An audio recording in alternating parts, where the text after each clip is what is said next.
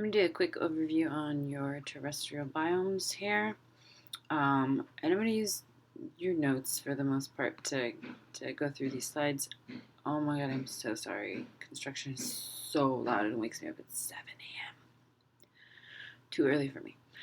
Alright, so this is variations in climate determine the dominant plant growth forms of terrestrial biomes. So the climate, some places are warmer, some places are hotter, obviously, right? Some places are rainier, some places are drier. That's going to determine what kind of producers grow. And that's important. Right here it just says plants, but let's just say any of the producers. And it's absolutely important because then that's going to determine the productivity is going to determine how many of the rest of us there are, how many of the consumers there are. You have to have a lot of producers in order to have a lot of consumers. And if you have a lot of productivity where it's, warm, hot, and rainy, then you're going to have the most producers and you're going to have the most biodiversity, period. Right? So climate affects the distribution of the species around the globe. Wherever it's warmer, there's going to be more. Wherever it's colder, there's going to be less in general. Organisms possess distinct growth forms due to adaptations to local temperature and precipitation patterns. That should sound pretty nice and obvious, right? Adaptations are this physical thing that makes an organism able to live where it lives. Biomes are regions all around the world, and hopefully you get to see a whole bunch of different ones throughout your lives, where you will have the presence of similar producers, so similar plant like structures or organisms, with similar adaptations to their areas that have similar temperature and precipitation patterns. So the areas themselves have similar temperature and precipitation patterns, and that's what defines each biome. You've got warmer and rainier all the way to colder and drier, if you want to think of it that way. Next slide says there are abiotic influences of an ecosystem, and let's even change them of a biome too, because biomes just a bigger collection of these similar ecosystems. The two most important abiotic factors, one more time, are temperature and precipitation. And here you have a nice, lovely little chart that sort of gives you a distribution of these biomes. So average temperature, notice it's going down in this direction. So the warmest ones are in this the 30s, 20s, right? So here are your warmest. And then as you go up the y-axis, you get rainier. So the warmest, rainiest is your tropical rainforest. We sort of already knew that, right? And your coldest, driest is the tundra. But notice there's a bunch of in-betweens here. So warmest, hottest, driest is going to be your subtropical desert. So subtropical, right below, up in approximately 30 degrees north and south of the equator. Tropical seasonal forest, savanna, that's why they sort of get intermixed together. Temperate grassland and desert, temperate deciduous forest. Anytime you see the word forest, this is one of your big hints, know that there's enough rain in this biome to support a forest. A forest has trees, and so trees are big, so there has to be at least that much rain. So let's just say wherever this forest is, over 100 centimeters per year. And then you have your taiga, your boreal forest, where it's still cold, but you still have at least sometimes enough rain for trees. All right, I'm going to go through some of these, not so much. It says your tundra is super cold, treeless, low-growing vegetation. It's low-growing vegetation because it's dry. Anytime you don't have trees, anytime you have just vegetation on the ground for the most part, that means it's too dry for trees to grow, so it's dry. So low precipitation. In the winter, the soil is completely frozen.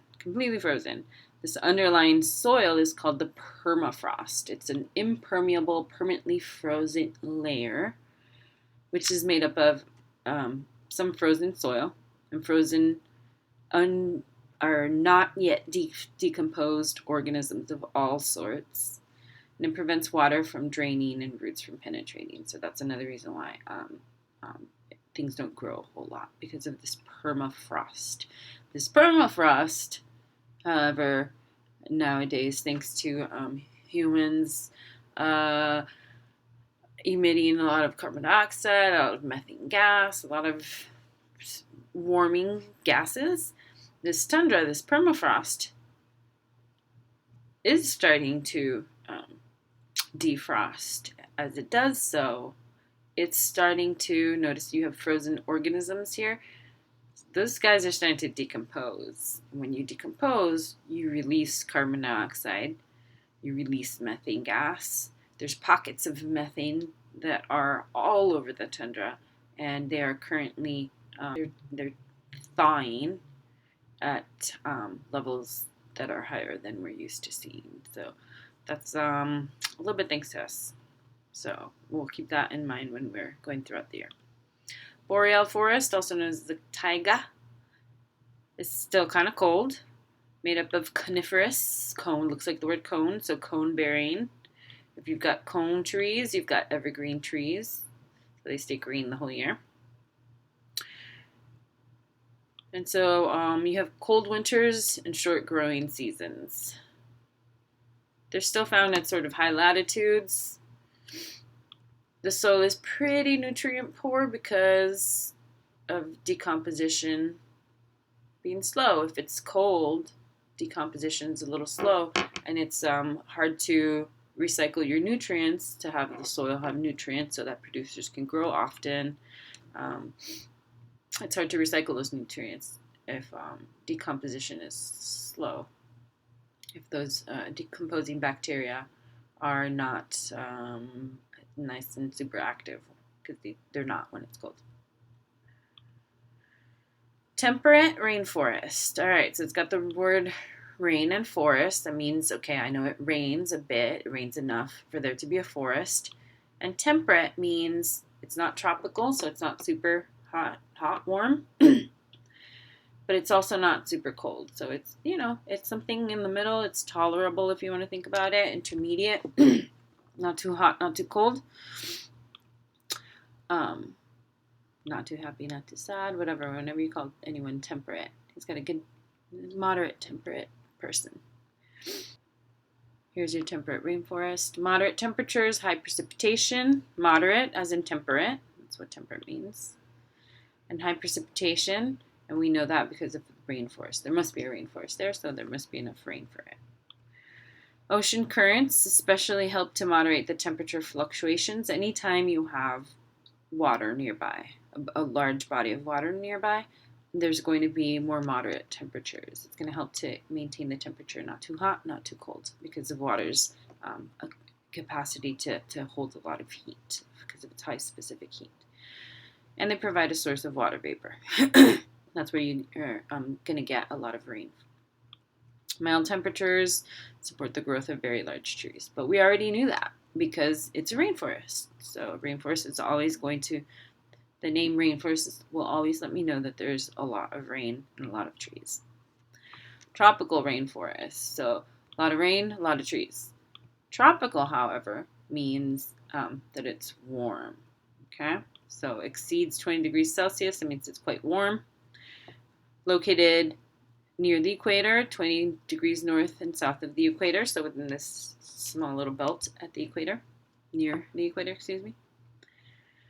Precipitation occurs frequently. This biome is warm and wet with little temperature variation. So the temperature doesn't change a whole lot all throughout the year because of where it's located near the equator. More biodiversity than any other terrestrial biome and contain up to 2/3 of the Earth's terrestrial species. Okay. Warmest, wettest places are going to have the most productivity, are going to have the most biodiversity. Tropical seasonal forest is sometimes lumped together as the savanna, and sometimes even sort of lumped together as grasslands.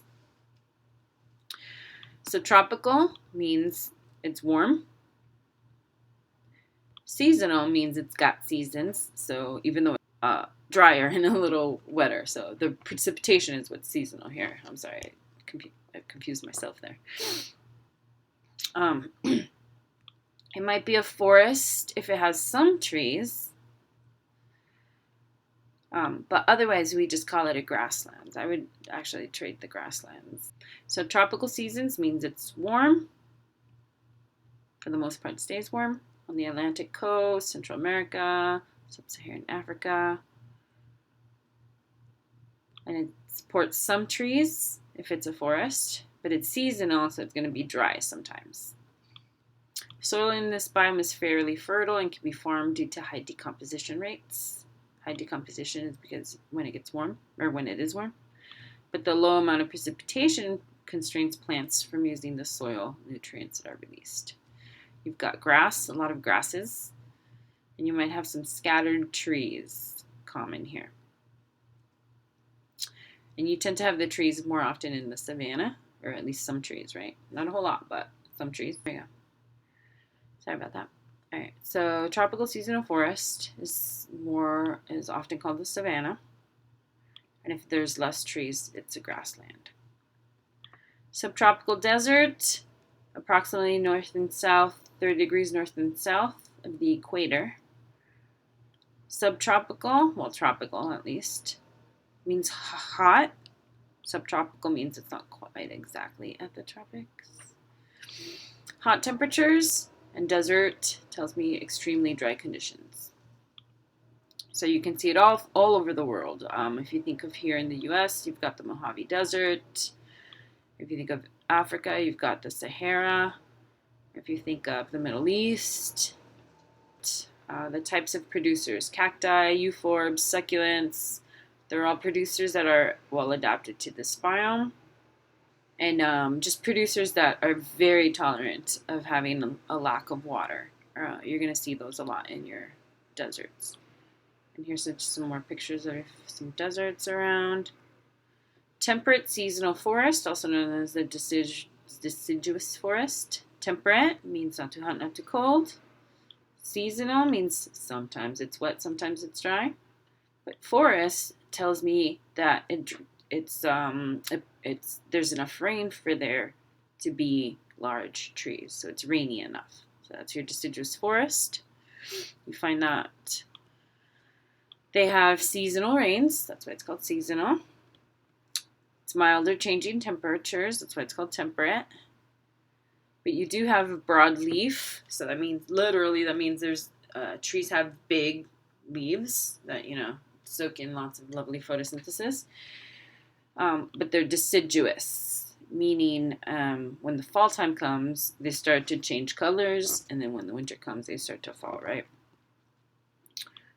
Conserves a lot of their energy and makes them more efficient as to not photosynthesize so much. It's like they hibernate, right? Such as beech, maple, oak, and hickory. They have warmer summer temperatures, so that helps decomposition happen. Decomposition occurs during the warmer summers. And so the soils get those recycled nutrients. And so temperate, seasonal, deciduous forests tend to have really great nutrient-rich soils. Woodlands, shrublands, chaparral. I want you to know that this is your biome. This is our biome here in LA. And I actually took this picture. It's, I don't know, somewhere in the Santa Monica Mountains. I don't even remember where. So that you know that that's your biome. Excuse me. Found on the coast of Southern California, Southern Australia, Southern Africa. Regions are near the Mediterranean Sea. Sometimes they call it Mediterranean biome because it looks similar to ours. We have hot, dry summers, but we tend to have mild, not too hot, not too cold, rainy, for the most part, winters. So it rains during the winter, it's hot and dry in the summer. We have a 12-month growing season. That means plants can grow all month long, but plant growth is constrained by low precipitation in the summer and by relatively low temperatures in the winter. So even though we could grow pretty much anything at any time, it's not going to grow too much when it's too hot and dry, nor when it's a little too cold. Wildfires, big, huge theme we're going to we're going to run into all year long. Wildfires are common. Plants of this biome tend to be pretty well adapted to both fire and drought. So if you let this region, if you leave it alone and let it recover, it will recover because it's adapted to being able to, spread its seeds, or its seeds will bloom quickly after a fire, just as long as we let it recover, let it bounce back.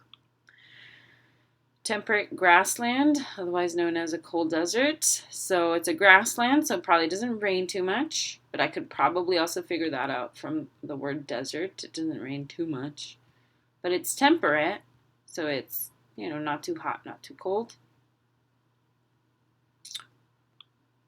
This is not too cold, is what that is supposed to tell you.